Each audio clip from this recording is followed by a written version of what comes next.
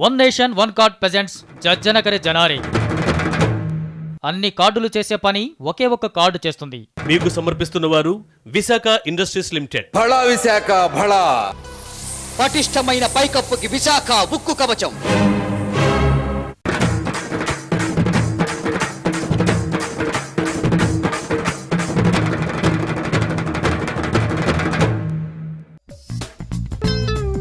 Can we start అండి?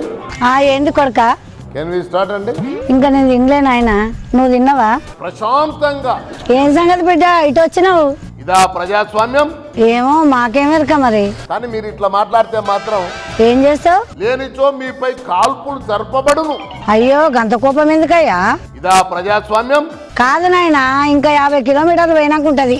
Okay సరే గాని గటెందుకు పోతున్నావు బిడ్డ? ఎందుకంటే ఇలా రాజకీయాల కోసం ఆడ ఆకువ దొరుకుతాయటనా?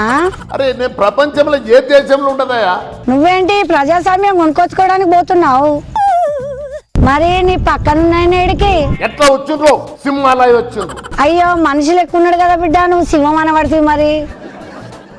సరే గాని ప్రజాస్వామ్యాన్ని కొనుక్కొచ్చి ఆడబెడతావు. హైదరాబాద్ గడ్డ మీద పైసలు సరిపడి ఉన్నాయా? మమ్మల్ని రెచ్చగొట్టవద్దు. అయ్యో కోపం ఎందుకు బిడ్డ? తక్కువ పడితే ఎవరితోనో అప్పు తీసుకుంటావు. లగడపాటి, కావూరి, రాయపాటిలు వీళ్ళు. అవును బిడ్డ, వాళ్ళైతేనే ఇస్తారు. ఎందుకంటే మంది సొమ్మంతా ఆడనే ఉంది కదా. పోయేటప్పుడు కలుస్తావా మరి? నేను కలవను. సరే గాని మేము కూడా కలవని ఉంటాం.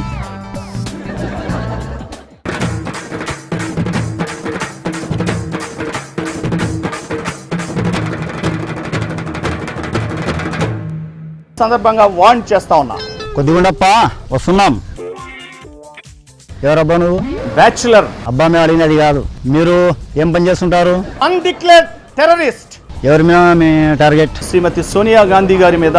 అంత గొప్ప మనిషిని ఎందుకు టార్గెట్ చేసినావు? ఒక్కొక్కసారి మరి ఎంతో బాధాకరంగా అనిపిస్తోంది. అయినా ఆవిడ నీకెప్పుడు దొరకాలి? గొర్రె కసాయి వాడిని నమ్ముతుంది.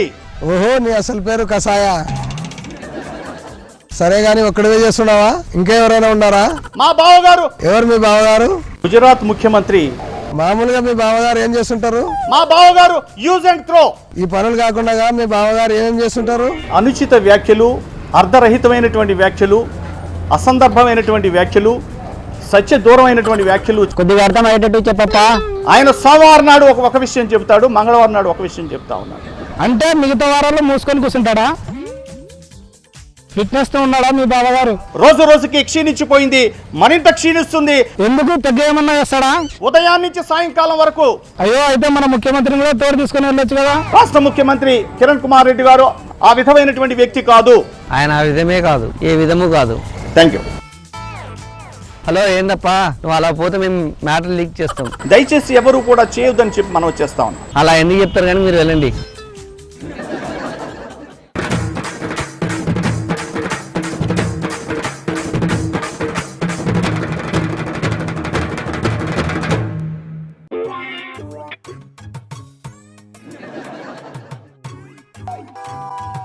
నమస్కారం అండి రాఘవల్ గారు. మేము ఎందుకు వచ్చామో మీకు తెలుసా? పరస్పరం దూషించుకుని పరస్పరం కలహించుకోవడం. అయితే మీకు మ్యాటర్ అర్థమైంది అనమాట. మన ఎర్రజెండా ఎలా దూసుకుపోతుంది. అవకాశవాదంతో కొత్తగా ఏదైనా ప్రాజెక్ట్ చేపట్టారా? ఈసారి కూడా మరొక నాటకం. ఈ నాటకం దేనికోసం? కక్ష సాధింపు చర్యల కోసం. ఎవరి మీద మీ కక్ష సాధింపు? తెలుగుదేశం పార్టీ గాని, వైఎస్ఆర్ కాంగ్రెస్ పార్టీ గాని. ఇదేనా మీ పార్టీ వ్యవహారం? మేము మొదటి నుంచి చెప్తున్నట్టే. ఇప్పుడు మమ్మల్ని ఏం చేయమంటావు చెప్పు. ఇటువంటి నాటకాలకి ఫుల్ స్టాప్ పెట్టండి.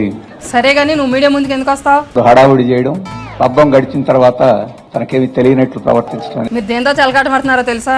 ఇక రాష్ట్ర భవిష్యత్తు తోటి, రాష్ట్ర ప్రజల జీవితాలతోటి దానికి నిరసనగా ఈ నెల 12, 13 తేదీల్లో. అదిగో ఏమైనా అంటే నిరసనలో రాస్తా రోకాలు అంటావు. ఎందుకు? ఎట్లా ఉండదంటే బియ్యం లేకుండా వండినట్టు ఉంటుంది. అర్థమవుతుందా జజ్జనక జనారంటే? అది ఎటువంటి లోపం లేదు, దాన్ని ఆహ్వానించాల్సింది. అందుకే కదా మేము కూడా మాట్లాడేది. ప్రజల దగ్గరికి ఎవరు వెళ్ళినా మంచిదే. అందుకే మా దగ్గరికి V6 వచ్చింది. దాన్ని కూడా జయప్రదం చేయడానికి రాష్ట్ర కమిటీ నిర్ణయించింది. దాన్ని జయప్రదం చేసేందుకు మేము ఉన్నాం కదా, మధ్యలో నువ్వెందుకు?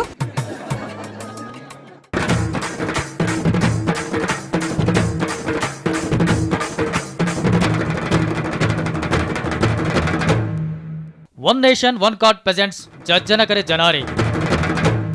అన్ని కార్డులు చేసే పని ఒకే ఒక్క కార్డు చేస్తుంది. మీకు సమర్పించిన వారు విశాఖ ఇండస్ట్రీస్ లిమిటెడ్. భళా విశాఖ భళా.